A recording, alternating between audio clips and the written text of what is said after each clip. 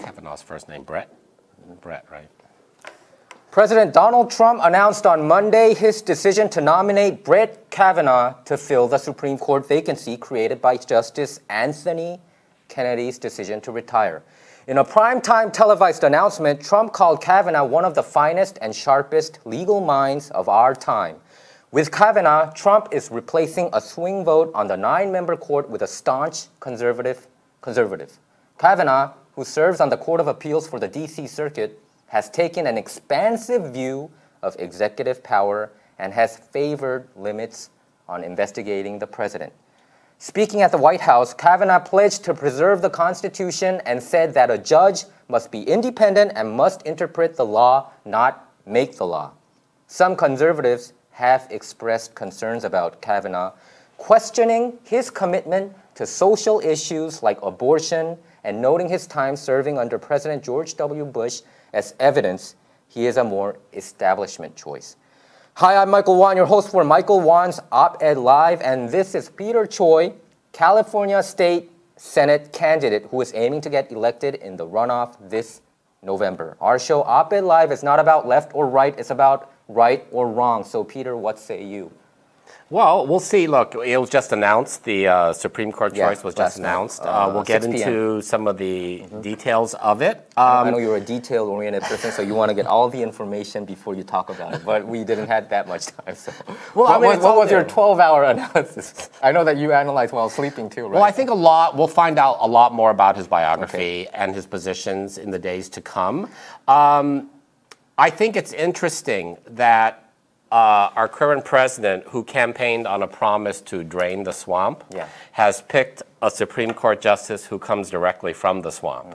You know, he worked for Candace Starr, the special prosecutor. Yes, he was part of the Supreme Court team in the Bush versus Gore election legal action. And he's very much part of this swampy D.C. establishment who's been around forever, and it seems really interesting that he didn't pick someone from outside the swamp. I was kind of surprised that he chose Kavanaugh. Many people were thinking about, what was it, Amy Barrett, right? Was it that was the lady name, Barrett, or there was this other guy that suddenly came out throughout the weekend, New York Times.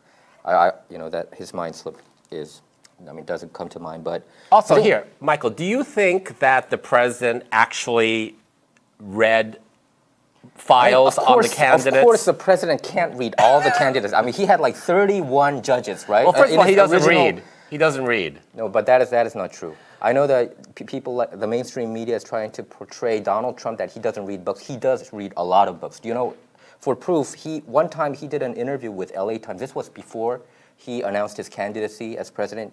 And the reason why he talks a lot about China is because he read more than 20 books regarding China. I read that list. The list he gave out list on the spot to a reporter. 20 books. Those books, were really detailed. But it wasn't like children books. When did he read those books? Probably he had some. He doesn't sleep. The man doesn't sleep, right? He sleeps like 3-4 hours a day. So probably he's reading while we're sleeping. You think? No, who knows, man? Okay, well, hold on. You know he's not reading in the evening. He's watching TV. He wrote. He's a TV watcher. More he's than not 10 a reader. books. Do you know that he wrote more than 10 books? He penned more than 10 books. Did you know that? Look, like Art of the Deal. Do you know that book? Did he have a ghostwriter on that? He did have a ghostwriter. Okay, of course, well obviously. then you know how that works. It's not even a ghostwriter because his name was also there. It was then Tony Schwartz. The celebrity just talks. But you have to spend out time loud, with them, and the ghostwriter actually writes it. I'm a writer, right? I'm a reporter, so I know it takes so much effort to write one article. It's very painful sometimes. The process is painful. Probably they didn't have to go through that. But if you're a busy person like he is, he's a CEO for an entire organization, Trump organization. So probably he didn't had enough time to write on his own. I don't want to be his apologist. I don't want to be his apologist. Believe what you're saying. I don't want to be his apologist at this point. Don't be. What I'm trying to say is, busy people, they don't have to. I mean, Sean Hannity, you know Sean Hannity, he's a Fox News commentator. He wrote books, but he was honest about it. He said he didn't write it, but he did record it while driving back and forth. We're not talking about what books he may have read when he was a reality TV host. I'm saying President of the United States. I do believe when he said that he read those 20 China-related books, I believed him. Because when he was talking about these issues about trade trade deficits. It was very much in line with those books, But if Trump is here, I would ask him, did you really actually read it from page to page? Okay, no, anyway, you would have to ask. Peter, you would have to ask. Among these books, there's this book, Chinese Economic History. I think I fell into the Peter Choi trap once post-war economic history. And they asked him, "Do you agree with this in this book?" And I bet he would go, "I don't even know what that is." He says a lot of things, and they all often turn out not to be true. But you don't think? And they turn out to be, let's say, exaggerations. But you don't think? You think he read 20 books on China? I don't believe that. I think he but did. Here's the thing. As President of the United States, as President of the United States, of course he's busy. Okay. But I'll tell you, this is a President of the United States that goes golfing, has plenty of time. I'll talk about it. I'll tell you why I feel that he did read those China-related books. No, but let's bring it back to the original. Michael, the original thing goes back to Brett Kavanaugh. Okay, let's go with these candidates that you were mentioning, do you think that this president actually read the detailed? No, I don't think so. I don't think bio. He read it. I don't think so. But I do think he had advisors who recommended, hey, these people might be a good choice. That's right. When so you become president. Didn't do the work. He farmed it out. He farmed it out to the Federalist Society, a conservative think tank, and they gave him a short list of names, and Peter, they recommended who they would pick from that. But Peter, do you think... So he didn't do the work. Yeah, of course not. Okay, so if that's the case, then Kavanaugh said... So Peter, do you think presidents has enough time to read all cases? Probably he had more than 300... I heard that 350 cases that Kavanaugh dealt with. Do you think he has to go through every single one of them? No, I asked you if you read the file and the bio on him, not every case that he has ever... Why do you doubt that he didn't? I bet at least he read the abstract about what he... Because we know that he doesn't... Because I even read it. Because we know he doesn't do that kind of homework. I even read it. You're saying that... He didn't do research for his meeting with I read about Kavanaugh. Kim Jong-un. I read all the judges that he shrank to. He announced 4 candidates last week, right? His people said that he's looking for candidates currently, and I read all those 4 people. You don't think Trump at least put that much time to see what kind of important cases that they had to deal with? You don't think he did?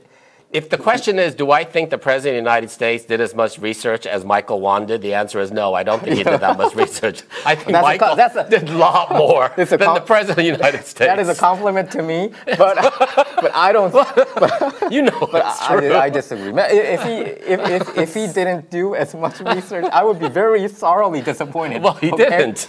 He didn't do research for his summit with Kim Jong-un, and look what's happened there. We'll get to that shortly. All right, But let me say this. So we have discussed how he farmed out the process to the Federalist Society, right? Which so is the weird thing is, Brett Kavanaugh, in his speech yesterday... Yeah, did you like it? No, because he said this, and here's the quote.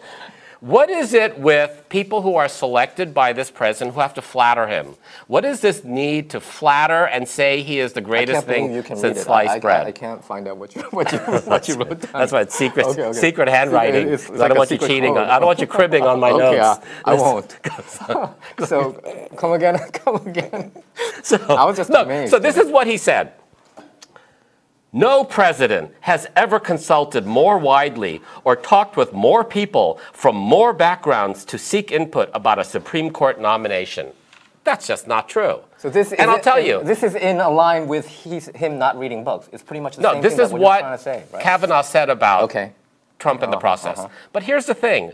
There's no way to know this. How does Kavanaugh know that no president has ever done more research than this president?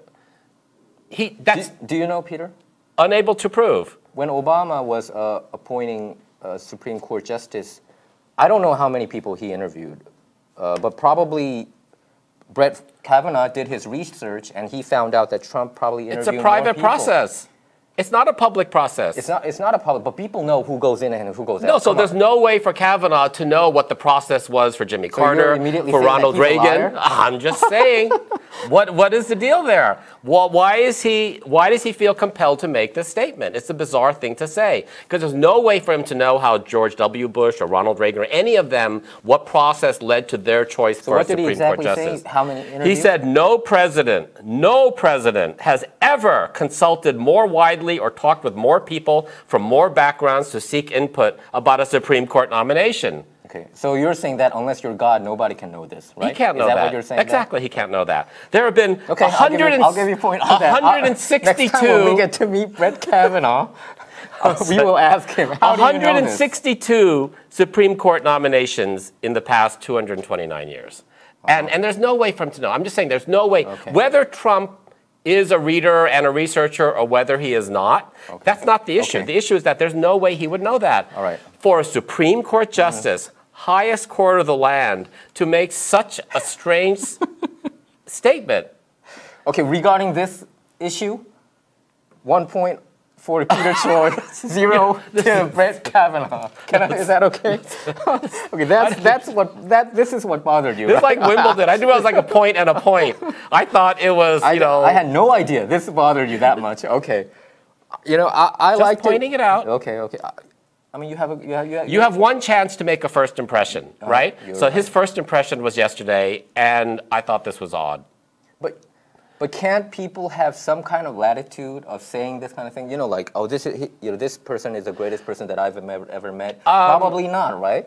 Maybe a movie star, maybe a K-pop singer, but a candidate for the Supreme Court justice, where you're dealing with the laws of the land and you're dealing with, strict legal, technical definitions, etc. This kind of statement is kind of foolhardy. And again, it's a weird thing to feel that you say about this process. Do you think that Trump asked him to say this? Is that what you're implying?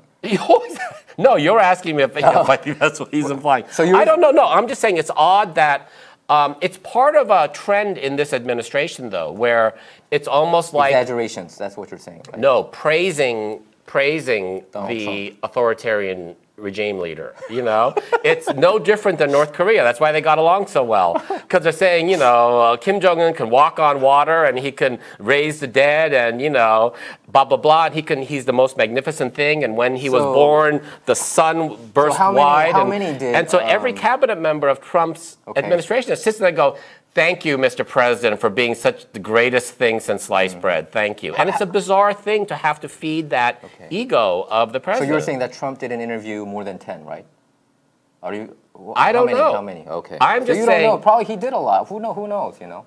But no, because if he did anything, he would have been talking about it. All right. Okay. But he didn't. Okay. He farmed it out to the Federalist Society. And look, it's been 2 weeks. 2 weeks since. Yeah. He did. Justice Kennedy announced it. So he can do so much regarding interviews. That's what you're saying. So that's why that's why I said point Peter. You want to go back to Obama for both Justice Kagan and Justice Sotomayor? He took over a month to deliberate and read and study and make sure they're the right choice. Trump presented it in like 10 days. Because he already had like the list. The 31 judges that he was considering for Supreme Court justice back in his campaign days. Probably he interviewed some. Who knows? Well, there's always a list, from both parties of who they would like. Yeah. And then it's the president's decision who he goes. Okay. All right. But anyway, let's go back. Okay. Let's go to Roe v. Wade thing. That seems like that is a hot button issue. Kavanaugh has not expressed this from CNN. Kavanaugh has not expressed outright opposition to Roe v. Wade, the landmark Supreme Court ruling that legalized abortion nationwide. And when Chuck Schumer, now the Senate Democratic leader, pressed Kavanaugh on his personal opinion on Roe v. Wade, he declined to answer. He said, "I don't think it would be appropriate for me to give a personal view on this case." What do you think about his answer? "I don't think it would be appropriate for me to give a personal view on that case." Well, that's the standard answer. I mean, because even though each president is trying to suss out where his choice lands on the issues they care about, I think technically you're not supposed to ask, about specific issues. And so he's just simply stating, look, I'm not, going to talk about that. I'm going to talk about the Constitution, about the law. I will say, though, that he's very much a conservative justice. He's going to swing the court to the right. I don't know yet that he's a serious neocon arch-conservative. I think he's a conservative, definitely. I don't know how far I don't think he's far right. And I don't know that it's going to be, look, it's a very valid fear and concern that women will lose the right to choose what to do with their bodies. But the thing is that with Roe v. Wade, I think it's going to be a tough thing to reverse. And I think you have, with the 50-49, with John McCain out and a 50-49 majority, they have a deadline. Mitch McConnell has a deadline to get this Kavanaugh approved because November, the numbers could change. Exactly. So they're trying to rush this through before the election. Now, by the way, when Obama had his Supreme Court nominee, Mitch McConnell, for 10 months, didn't bring it up for vote. He said that Obama was a lame duck president. You're talking about when he picked Garland, right? Yes. And then as a result... because the Republicans, they held the Senate. That's why it didn't happen. I know, but do you think that was right? 10 months without a Supreme Court justice, no, just so they could wait till after the election? I think they both play politics, the Democrats and the Republicans. I'm not saying that it's the right thing, but that's just how it is, right? We're not trying to be naive. Shouldn't the president? I mean, you as a politician right now, you're running for California State Senate 24th District. You know how politics goes. Of course, in the utopia that we dream of, we would like to have the Supreme Court justice immediately when the seat is vacant. But it's not like that. You have to wait. If you don't have the Senate, especially, because you don't need the House, but you do need the Senate to get confirmed. Right? No, if you don't have it, then you can't have it. Michael, we understand what the layout is. My question, very simply, though, is was it right for Mitch McConnell to delay for 10 months and not allow Obama's choice for the Supreme Court to even have a hearing in the Senate? You want to know my honest opinion? To not even have a hearing in the Senate. You want to know my honest opinion? I think that was the right way for the right-wing party to do. They want their agenda, and the left wing wants their agenda. No, but is it the right way for government to work is the question. Of course it's right for Mitch McConnell. He did it, Yes. But my question is, objectively, do you think that's the proper way for government to work? Now you're going to this theoretical world. You're talking about what is a more utopian-like world. No, it's not theory. For me, I don't even want to go there, because I don't want to waste my energy thinking about the hypotheticals. The reality it's itself just your is opinion, already, Michael. The reality itself is already too much to handle for any one of us. But for me to imagine this world, to say that that Mitch McConnell had to confirm Garland at that time, it's hard for me to say. They play politics. Michael, come on now. And Peter, you know this. If Mitch McConnell... If anybody has an opinion, it's you and me. Look, that's why we love talking. All right, okay. You and I have opinions. All right, and for you suddenly to say, but about Mitch McConnell's moves, I don't like to have an opinion on that. No. Be still, my heart. Excuse me.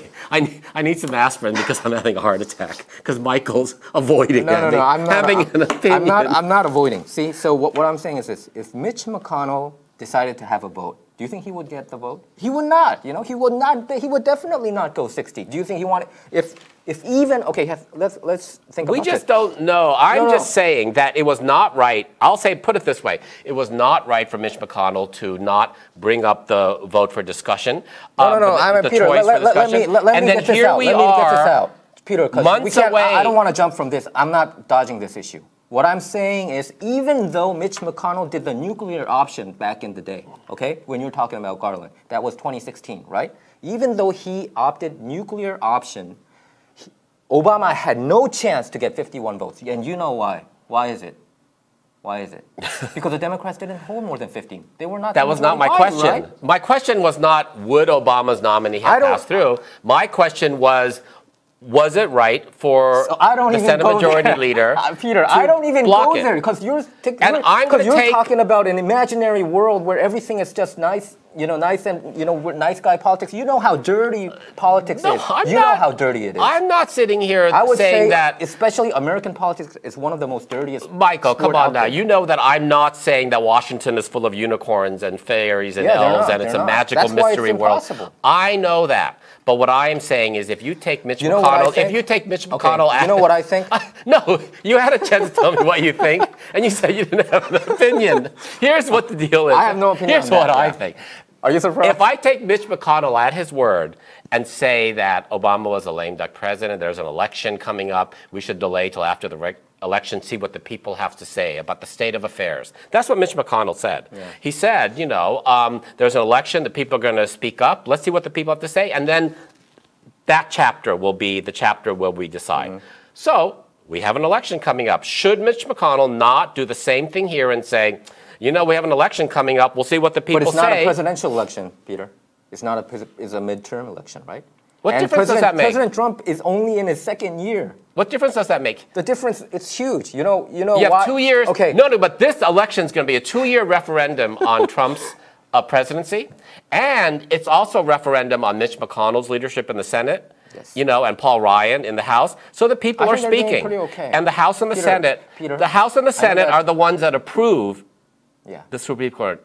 Not the nominee. House, just the Senate. Just the Senate, yeah. Are the ones that approve. And So it used since to- there's an election coming up, should we not it see, used to be 60 should we not votes, right? wait until we see what the people say about the Okay. makeup of the Senate? Peter, it used in the to- same way that we had to wait to see what the people said about the makeup of the White House. Peter, it used Why to be, is that different? It used to be 60 votes, right, to be confirmed to be Supreme Court justice. But You're they, evading the question. But they shrinked it down to Mitch McConnell, the Senate Majority Leader. He pressed the nuclear option button, and that's how he lessened it down all the way down to 50 votes, because you have the Vice President as a tiebreaker, right? Why did he do that? Because the Democrats did the same thing. They also did nuclear options. We're not back in the talking day, you know? gamesmanship here, Michael. We're talking about delaying the decision because the people have yet to vote. And I told you that's just politics, Peter. That is my opinion about it. No, okay? but if what's good, treat others as you would have them treat you. If you do something, you can't complain or change it when the others want to do it. So my thing is, if he delayed the decision until after the election so that people could speak. But Peter. So what's the difference now of not delaying? Okay, I would like to do this. My show, Op-Ed Live, I would like to talk about issues that we can change, a possibility, rather than something that's impossible. You're talking about something impossible. Probably, even though I do answer, I think the Senate should have confirmed Garland. It doesn't make a difference. It doesn't add any ingredients to our debate. You know what I'm saying, right? No, it but doesn't here's the change difference. anything. No. But That's what I'm saying. if we, the people, call out our elected officials and say we don't like that type of governance, that's why we're having the conversation. If you think that fair should be fair and that the president should nominate a justice and in the due process the Senate should have a hearing and Q&A So Peter, and then you said the approve it. people have to judge the Senate. Probably if people didn't like what Mitch McConnell did and the Senate did, then they should have overturned the Senate to the Democrats. But they did not, right? They did not. No, I'm saying the reason we're having a discussion now about Mitch McConnell's actions then and his different actions now is because it's hypocritical. It's a double standard. And I think we, the people, have to call it out. Because I don't Why do you think Mitch I don't McConnell think is that the right and the hypocritical? left are going to get together and work in a substantive way unless both sides, Mitch and Charles Schumer, but both sides are honest and fair about how they do things. So you object to Mitch McConnell not even holding a vote back during the Garland days. That's what you're saying. Right, and stating publicly that he would not even consider it until after the election. Yeah, because that was And he should do that now. that was a presidential election year, Peter. And he should do that now. Election year. I think This is a very important, this election, I think it was this a political November. thing. Of course, you know how politicians are, especially the establishments. Do you think I like the Republican establishment? I hated them. Peter, I didn't like them. You know that in the primaries I supported Bernie and I supported Donald Trump. Do you know why? I told you, because I like that outsider mentality. I didn't like it when the Republican establishment, they were all against Trump. Do you think Fox News was for Trump? They were not. Yeah, but Michael, you will say, I'm not here denouncing the Republican Party or all that. I'm just saying that the Senate Majority Leader should be fair. I do think those kind of behaviors are a swampy thing. But for me, even as a supporter of an outsider like Trump or Bernie, for me, that is fair game. I mean, we can't just pretend to be naive, Peter. So let's go on. Let's move on. Okay, I will say you were talking about abortion, though, right? Yeah, about Roe v. Wade. Roe v. Wade. I will say, it's the most controversial issue that people talk about, right? I think that if Kavanaugh is confirmed as our next Supreme Court justice, replaces Justice Kennedy, I think what we may very well see is an America where California, New York, liberal states, you will still be able to terminate your pregnancy if you want to. But I think that in red states, poor states, that the low income and the poor in states like Missouri and Alabama will have no access to abortion. Mm-hmm. And they will have no choice there. But You're talking about conservative states, right? Well, I'm talking about conservative states, Mississippi, Alabama, Georgia, et cetera, right? Even maybe North Carolina and states like that. Texas, places, low income and poor women there will not have a choice to terminate their pregnancy if they can't afford it or whatever reason it might be. They will not be able to. The rich women in Texas and Georgia and Alabama will be able to fly to LA to get the procedure done. I understand what you're We're saying. going to have a two-tier society where rich women, regardless of where they live, will have all the options. Heck, you could fly to Paris if you wanted to. You know, if you can't fly to New York or California, they can do that. They can fly to Montreal. But the poor and low-income women are not going to have that choice. And so we have increasingly in our society. But don't we already have like a two-tier system if we are really honest with ourselves? Look at what's happening. We do. With the, no, we totally right? do. No, we absolutely we do, increasingly right? have a two-tier Yes. system, you know, I feel where that life every is day. very different. Look, just the criminal Most of my courts. frustration is coming from that two-tier justice system. What's going on too, regarding the Hillary Clinton, you know, scandals, and I get frustrated with that two-tier system. But you are raising a very important point. I do agree with you. I mean, that across it could be very. There could be more disparity, like you said. There is going to with be those more kind disparity. of with the abortion issue. You're right. Rich ladies, they would be able. Rich families, they would be able to bring their probably teenage pregnant kid over to LA or NY or You know, these look, liberal states and do if that. God forbid, Kavanaugh and a majority of the Supreme Court reversed Roe v. Wade, and suddenly abortion was not an option, was not legal. Well, you know, people above middle class, if you find yourself in a predicament and for whatever reason, and you want to end the pregnancy, like we're saying, you can fly. You can go to Vancouver. You can go to Montreal. You can fly to Paris. You know what I mean? You can do that. And look, we've seen Republican, anti-Roe v. Wade elected officials who've paid for their mistresses to have abortions. Yes, you're exactly right. Do You know what I mean? Well, but why do people always focus?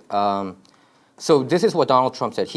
I think he once said that he wanted to be overturned, Roe v. Wade, but he wanted to leave it to states, like you said, and then it's going to cause these kind of problems. I do think this is a very touchy subject. I remember back when I was going to college, the professor said, when I was taking English class, writing class, he said, don't ever write about abortion. I don't want to even talk about it. Don't even, if you're gonna write about abortion, that's an automatic F. So he told the students, don't even mention. That's how controversial this issue is. I wish that people focus more on safe sex rather than abortion or. Right, but look, there are many reasons why people choose to terminate. It could be that the doctor tells you the baby will not live long. The baby has a health issue. Of course, in those cases, I think it should be allowed. But let's go right to one of the worst scenarios where you have rape? Incest and abuse. You have a father or a stepfather, but let's even say a father who abused his own daughter, and she's 12 years old and she's pregnant. Now, should she be allowed to terminate that pregnancy, or must she carry it to term because that baby is alive and it's a gift from God and it should be born? Because that is the position of the conservatives. Because conservative, I know, yeah. It doesn't matter what the reasons were you ended up pregnant. You could be raped. You could be gang raped. You could be a victim of incest and abuse from a family member, and you're pregnant and you're 12 and you have to carry that baby because it's alive. I would think. And I disagree with that. I would think most conservatives are for abortion in those cases. No, they're not. They're not, though. No. But even Paul Ryan and others, that's the whole point. The majority of them are not. If you say that they take exceptions on rape or those incest situations. If you are saying, I talked with them. No, but if you're saying that a almond-sized fetus is alive, which they do, then it's alive. So Peter, there's no. What do you think? If a male and a female had sex, is there literally a third person right there? Well, according to the conservatives to the right of Kavanaugh, they say there's a possibility. Right? Once an egg has been fertilized, it's life. And it does not matter whether you were raped or abused or anything. That baby goes to full term. I think that's the question, really. Yeah, I think. And people think it doesn't matter until it matters, until your daughter comes home and says, I think abortion in general. Suddenly people are all down with abortion then. Like the Republican lawmakers. What I think is, I do think abortion should be discouraged, but in those situations, I think it should be allowed. I think it's a very touchy subject. For me, I would rather, if it's up to me, I would rather focus more on educating safe sex. I know many males. I mean, I know some friends of mine who did those, who brought their girlfriends to abortion clinics, and I feel like it's horrible, it's horrible to let a girl go through all that. So I felt like telling him, hey, why didn't you, why didn't you wear a condom or you do safe sex before that? But they don't even think one dude told me that he just hates even wearing that. So I know that it becomes very complicated. I think this Roe v. Wade thing. Well, our president doesn't wear a condom. How do you know that? Because it's come out in the Stormy Daniels trials. He doesn't wear a condom. How do you know that she's telling the truth? And he didn't wear a condom with Karen McDougal, how do you know that she's playmate. How do you know that she's telling the truth when she's a porn actress? I mean, I'm not saying that all porn actresses are liars, but how do you put more trust on her over to the president? Well, both her and Karen McDougal, the Playboy playmate, who was his mistress for an extended period of time, because, there's both the porn star and the Playboy playmate. Let's not get them mixed up. One was a long-term affair, the playmate, and the other one was a dalliance with the porn star. I'll tell you why. But they didn't talk about abortion, right? Did they abort? No, they're saying that he didn't wear a condom. He doesn't like to wear a condom. He likes to go natural. But here's the thing, Michael. Okay, why do I believe Stormy Daniels? Why do I believe a porn star? Because everything else she has said has turned out to be correct. She has not said anything that has been incorrect. Lady, she also said that? Yes. You really studied that part about Trump. Why don't you try to focus more on the policy rather than those stories? Okay. I think the president of the United States leads by example, and to have Bill Clinton Did Bill Clinton? I'll tell you why. If you want to go there, do you think Bill Clinton? Bill Clinton's not the president of the United States. Okay, so you always go back to there. But my question is, you were just talking about your friends, and you go, why didn't you guys wear protection when you had sex? Well, I think it would be good for the country if the president of the United States led by example and wore condoms whenever he was fucking someone who was not his wife. Pardon my French. You just use the F word, I have to bleep it out. Okay, whatever it is, abortion-wise, anyway, it seems like he's not going to flip Roe v. Wade. I would be so surprised if he does it, but I know many on the conservative side, especially Trump having his evangelism base, they want him to overturn it, so it's a possibility. So I'm very concerned about Kavanaugh? Yeah, this choice and Roe v. Wade. And I will say one thing, going back to what we said earlier. I have many women friends. I know some of them.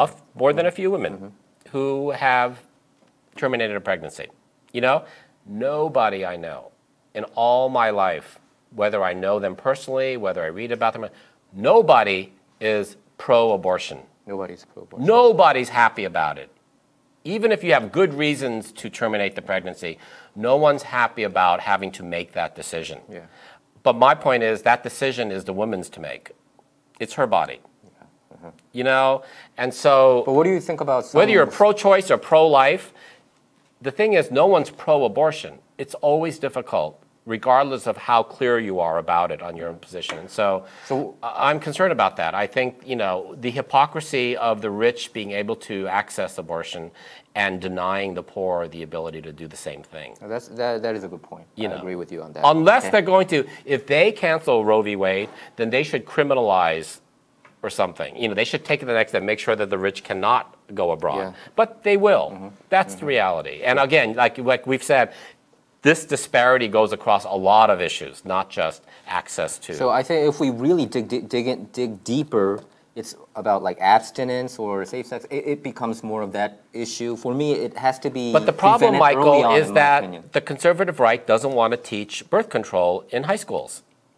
Because they just teach abstinence. Because just by mentioning it kind of opens up that gate. You know that mentality. It's common sense, right? What I know is that unlike when I was growing up, and the most edgy thing I could get my hands on when I was a teenager was like Playboy. But these days, Playboy magazine. But these days they have internet. You can study all you want. That's what I'm saying. Kids can study all they want. So all the more reason, if they can access all sorts of sex acts online for free, they can. That's just the reality of their world. Then in school, they should be taught sex education, because watching porn is going to get you excited and make you want to do that stuff. And then when you're with a girl in a car on a Friday night, you're going to want to get to as many bases as you can. But I believe this issue... Those are hormones, and those are teenagers. We've all been there. But my point is that we need to teach kids sex education, not just preach abstinence and just say no, because that doesn't work. Do you think if we do teach more of that, it would lessen the abortions? Yes, I think having... More so, you're saying that is more effective than safe sex, right? Abstinence, I mean, educating safe sex is more effective than teaching abstinence. Is that what you're saying? Yes, certainly. Okay, I got agree it. with that. You know, I think you have a point there, and just because you teach people how to wear condoms, how to, how sex works, how babies are made, a lot of kids still don't know. You know what I mean? A lot of kids don't know, yeah. They want sex, but they don't understand reproduction. So it's giving them all the information and saying, make the smart choice. Okay. And I think you will see less you think teen like pregnancy. starting from grade school? In school districts where they don't teach, in school districts where they don't teach sex ed, like in Texas and places like that, high teen pregnancy rate. Actually, it is. And then in cities where they do teach, because I lived there, so I know what you're talking about. They have high teen pregnancy there. It's a very complicated issue. Actually, Roe v. Wade it's an issue that I don't like to even actually talk about, because abortion is, you're right, it starts with a negative. Nobody is pro-abortion. It's very situational, and they don't want to. It's a very traumatic thing, whether you do it or not. So we leave it at that. And we had to talk about other issues like religious liberty, separation of powers and executive branch authority. He mentioned that a president shouldn't be investigated. Well, he didn't exactly say that. And that's why it was kind of in that line a little bit, right? Because what happened was he worked on Kenneth Starr's if the president does something dastardly, the Clinton. impeachment process. And during that investigation, by the way. He was in the special counsel team, right? Yeah, Kenneth Starr's special investigation team. And he actually of Bill helped him Clinton. write that letter that recommended impeachment, right? And Kavanaugh was very forceful in saying, we need to ask Bill Clinton graphic questions about Monica Lewinsky, about the dress, to get the details there. He pushed to get the graphic, direct questions about the details of the dress. Whenever the issue goes there, you go really into detail. I didn't know that he was involved in that. No, he was, because some people were like, oh, no, he's the president of the United States, we have to be respectful. And he was, no, we're lawyers, we got to go right in, treat him like any other person. Now, 10 years later, then he wrote a paper saying, well, I don't think that special investigations, are that great. But what he didn't say that it shouldn't work. What he said was essentially, my understanding was, I don't think, in that paper he wrote 10 years after Clinton, he said, I don't think that special investigations, that presidents should be investigated, because it's a distraction for them to not be able to leave the country when they're dealing with a law case, But that legislation has to be passed by Congress to say that the president can't be. Right now, he can be charged, and he can be tried, and that's the way it is. What he was saying in his paper was, I think that Congress should pass a law saying that you can't do it.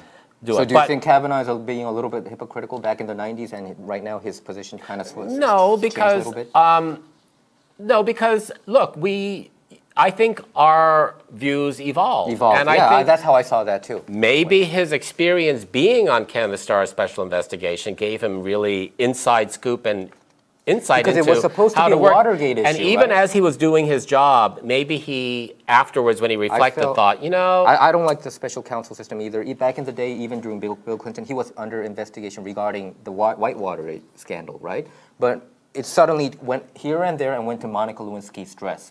And I felt, I was against him being impeached. The question here is, Michael, should the president be above the law while he's in office? And then not. Of course not. Or should, of course not. If he does something wrong. Of course not. Wrong, if he does like bribery or some kind of illegal act, he or she should be impeached, of course. But I don't think that's the case with President Trump.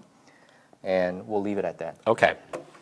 Okay, we move on to our next topic. This is from the New York Times. The headline says this: North Korea criticizes gangster-like United States attitude after talks with Mike Pompeo. And the article goes like this: North Korea accused the Trump administration of pushing a unilateral and gangster-like demand for denuclearization and called it deeply regrettable. Hours after Secretary of State Mike Pompeo said his 2 days of talks in the North Korean capital were productive. Despite the criticism, North Korea's foreign ministry said the country's leader Kim Jong-un still wanted to build on the friendly relationship and trust forged with President Trump during their summit meeting in Singapore on June 12th. The ministry said Mr. Kim had written a personal letter to Mr. Trump, reiterating that trust.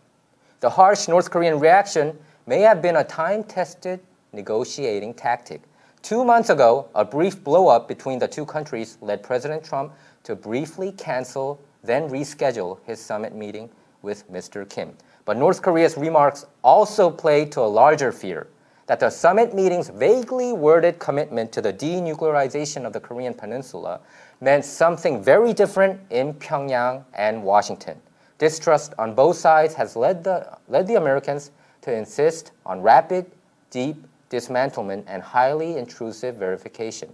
The North Koreans want an early lifting of sanctions and a formal end to the Korean War, among other steps. On Saturday, Mr. Pompeo and his entourage offered no immediate evidence that they had come away with anything tangible to show that North Korea was willing to surrender its nuclear and missile weapon programs.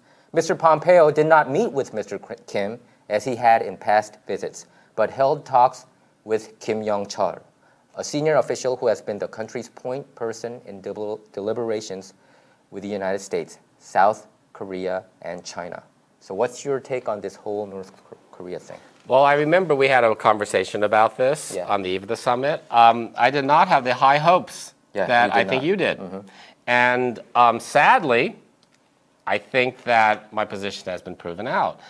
The president really wanted, he's a reality show president. He treats everything like it's a tease. You know, coming up, 6 o'clock tonight, prime time, revealing my choice for the Supreme Court. You know, oh, next week, the next big show. The show's off. The show's back on. I'm going to North Korea for pomp and circumstance. To keep people interested in politics. Didn't he make politics more interesting? First of all, when you do this kind of meeting between, and I told you then, you have President Trump up here and a rogue dictator of impoverished state that has nothing but nuclear dreams, to bring him up to this level, that's what they wanted, you know, and that's what they're promoting. And certainly even after that summit, you know, the propaganda that the North Korean news sent out was all about how Trump had kowtowed to Kim Jong-un and how they're equal. And see, we've been telling you, even as you're starving and eating bark and struggling on the black market, we told you that Kim Jong-un was the greatest president. Look, Trump capitulated. So are you saying the summit is already a failure at this point?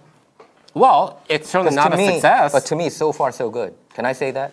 Because we got the 3 hostages from North Korea. You don't need to send the president to get 3 hostages. And Trump didn't have to pay $150 billion, or he didn't have to give $1.8 billion in cash, which Obama did when he did the Iran deal. When they talk about lifting him? You know, if Obama did this, let's talk. People have been praising all over. We're talking about North Korea, which is its own specific, you know. Well, North Korea and Iran, those 2 countries were one of the axes of evil that George W. Bush talked about, right? So it's pretty much, you know, apples and, well. Look, first of all, they set up this summit just for the photo op. There was no substance there. There was no meetings before to set up an agreement as to what they would sign. But having 3 people back, you know, and even when they went to North Korea, there was a day while they waited to get everything logistically together, and the president kept saying, why don't we meet him today? Why do we have to wait till tomorrow? Let's just go. Let's go, because he's like an impatient little baby. Was not reading the papers, did not care. They gave this vaguely worded statement with like 3 to 4 points. Point number 3. Out of respect of North Korea. Point number 3. Look, first of all, the United States, the world's leading superpower, is coming in to meet a rogue dictator of an impoverished, you know, state. So I think we're supposed to come in and say this is what needs to happen. Now, it was so vaguely worded that Trump administration keeps looking at point number 3, which is the denuclearization that and Trump's administration, the Pompeo and company are saying, oh, it's the North Korea's agreeing to get rid of all their nuclear weapons and agree to have people come in and inspect it, but they haven't agreed to any of that. And North Korea is saying, we didn't agree that we were going to give up our nuclear weapons. We're saying the denuclearization of the entire Korean peninsula. So that means North Korea's wonky missiles, as well as all the South Korean and U.S. arsenal. We want them all gone. It's a quid pro quo. It's not he gets rid of his and this stays. He's saying we see it. Definitely Trump doesn't want that. But that's what North Korea is saying. If North Korea believes that, then they're believing the wrong thing, because Trump never promised that. They're not believing it. They're saying it. Yeah, they're saying it. They're a propaganda country. They're saying it, but that's their position. So the question is, when they had the summit and there was no audio going on in the summit. How do you know that North Korea is playing this in public, but privately he is agreeing to pretty much what Trump is demanding? How do you know if that is going on or not? How do we know what either side is doing? All we know is what they are saying, what they're trying to achieve. The fact is that you have Pompeo coming out and saying we had productive talks, and at the same time, the North Korean government is saying, the U.S. are gangsters. That's not the same thing. They're not eye to eye. But so far, they didn't test any nuclear weapons so far for like 8-9 months now. Have they allowed any inspections? And also, they did not test any ICBMs, right? So no, they've resumed. That's a good thing. They've resumed their nuclear development. But they didn't test anything so far, right? So you're pulling hairs. It's a progress. Either you denuclearize means everything, or and when President Trump said you keep going forward, and they keep going forward. But when President Trump said during one of his rallies in Montana, I believe, he said that with North Korea, we have to be patient. It's like putting a turkey inside a stuff. When you feel like it looks delicious and you taste it, it's horrible. You have to be patient. Michael, I agree with that. You have to be patient what with this he kind of said going nation. in, because he's so full of himself. What he said was all these other presidents, Bush and Obama, they just wasted time. And somebody said we're going to go and do something quick. After the summit, he said it's done. North Korea is now denuclear. That's what he said. Is the sanctions still? And they are not. And when he said it, we were saying, what are you talking about? Peter, can I ask you, are the sanctions still intact or not? Well, North Korea wants them to lift them. But America is not, right? Trump didn't. So I think America didn't lose so far. We lost. The only thing that I think didn't lose, but you think that he lost is because he just met with him and brought him to the same pedestal as he did. Okay, you saw that as a loss, then I can't blame you on that. I think that is a good point. But in my case, when I think about it, I don't think that's a huge loss for the American people. Probably we had to do something outside of the box to make something happen, because we all agree that North Korea needs to be denuclearized, and Trump is trying to do something at least that Obama, Bush, and Clinton never tried. So let's try to see what happens. It happened anyway. The summit happened, and let's see what happens. Probably, like you said, you might be right. It might be a colossal failure. Who knows? Probably if he tests one bomb, or if he shoots one ICBM, then that moment is a failure. Well, here's my problem. We can't say that. Actually, I'm so glad you said that. Look, this is what I'm concerned about, Michael. Right now, he has Pompeo, and then he has John Bolton. These are right-wing neocons. John Bolton has wanted to bomb North Korea for the longest time. He did. That's what. He was not happy with the summit. But my concern is that I think John Bolton allowed the summit to go forward because he agrees with my position that it's a waste of time. So you agree with John Bolton? That's surprising. No, I think John Bolton agrees with me. Because John Bolton was not for the summit. He has his own reasons for not wanting the summit. It's a different reason. Right? Different reason. But I think he agrees with my position. And this is my concern, is that the president's going to get frustrated. He's going to start yelling at Pompeo. Already, he's starting. I think he is. He's already starting to blame China. He's saying, I think China's getting interfering here and all that. Which could be true, right? Because Xi Jinping met with Kim Jong-un. Well, three times already this China year. is North Korea's largest trading partner. I mean, so China controls North Korea's economy. That is why it economy. goes to the trade deal why Trump is slapping all these tariffs, because China is not getting behaving in a trade war and a tariff war with China is not going to get their help working with us on North Korea. Well, Trump might be asking, and hey, my if you want these concern lifted, is, as things start looking bad, and as it becomes clear, it is now, the smoke from the summit is clearing, and what we're seeing is a big nothing, a big donut. And then you have Pompeo saying, oh yeah, we're having productive talks, and then the North Koreans saying, they're acting like gangsters. And it's like, okay, nothing's going to come. And so, what's going to happen is Trump's going to start looking bad. People like me are going to say, look, you look like a fool. You were used. The North Koreans, tricked you. They used you for their purposes. They got the good press. They got the good propaganda. And you got nothing. And what Trump's going to do is switch. And I think he's going to flip and go, okay, I tried to talk diplomatically with North Korea. They lied to me. They're calling me names now. So I'm going to have John Bolton come up with a war plan and attack North Korea. So do you think that might be in play? I'm concerned about that. I think that there's a possibility. Of course, the war with North Korea. And I'll tell you, a possibility. without reason, there's no. But how come people, the mainstream media and the left, is nitpicking Trump's deal with North Korea, but they have never done that when Obama administration and John Kerry, when they had this Iran deal happening, when there's so many holes there? How come? That's my question. Michael. That's my question. How come Except how for come you, people didn't criticize Obama? Well, I'm telling you, you're asking me a question. Yeah. Because except for you and the current president, every other intelligent foreign, expert said, and nuclear expert said this was a good deal. No, that's not true. Many on the left, they disagreed with what Obama said, and even I think was it Robert Gates, his defense secretary, he said after he left the office, he said that he thinks Obama was naive to believe that Obama's plan was this. Make Iran rich for the next 10 years. So make the country economically... No, that was not. The plan was not make them rich. It was economically vibrant enough that they would be dissuaded. No, there were economic sanctions that brought Iran to its knees. And they're saying that if you stop your nuclear development, that we will help you build your economy back up. So my thing is this.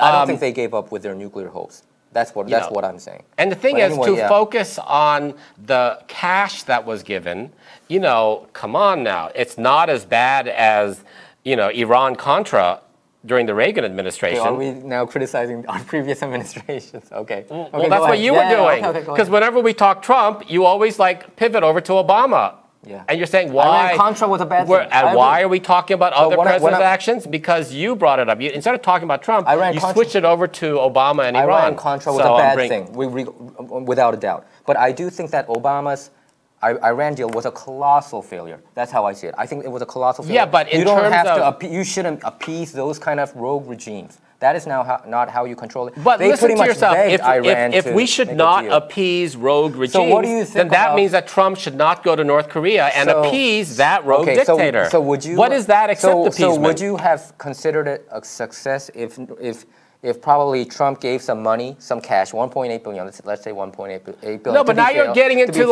ridiculous hypotheticals, Michael. Would you consider that a success? That's what I'm saying. Would you consider that a success? Because why are we giving North Korea money? Because Iran didn't accept any inspections. Under what terms are we giving North Korea money? I read that IAEA agreement, and they wouldn't allow an American or a Canadian. But you keep talking about Iran. Let's bring it back to North Korea.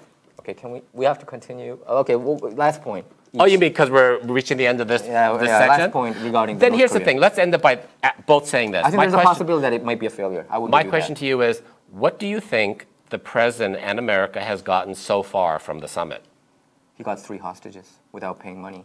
I mean, and really? I think that the sanction is still intact, and North Korea, I think Kim Jong-un... We've gotten hostages before, Kim Jong-un, I mean, after paying $1.8 billion, like what Obama did. That's how you got 4 hostages back. Remember when Bill Clinton went and got Lisa Lang's sister? And, I'll give him points for that. There have been cases of hostages being returned. We didn't have to send the president over to have a photo op to do it. What I'm saying so I'm saying besides 3 hostages, I'm saying so far they have not. What else have we gotten? I think so far they have not tested any nuclear weapons or ICBM. So that I think is point Trump on that front. I do give you this. There is a possibility that this might be a failure. I'll give you that. We don't know. With a rogue regime like North Korea, which deceived the American government for the past 3 decades, I think there might be a higher possibility that Trump might be deceived. No, because what I see, but let's see what happens. What I see North Korea saying in their statements, there were these points.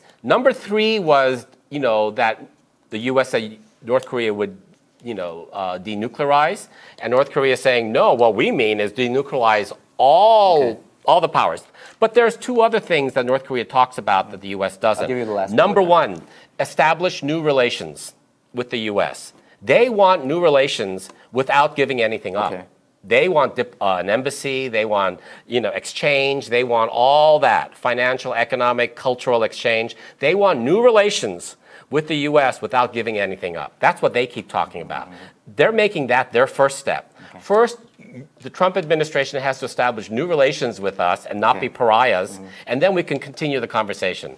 Number 2, a lasting and speedy peace in the Korean Peninsula. Now, once you establish peace and you say the state of war is over and now we're in a state of peace, that opens up a whole new can of worms. Because if you're now at peace, then what leverage do you have to stop a rogue nation from going nuclear?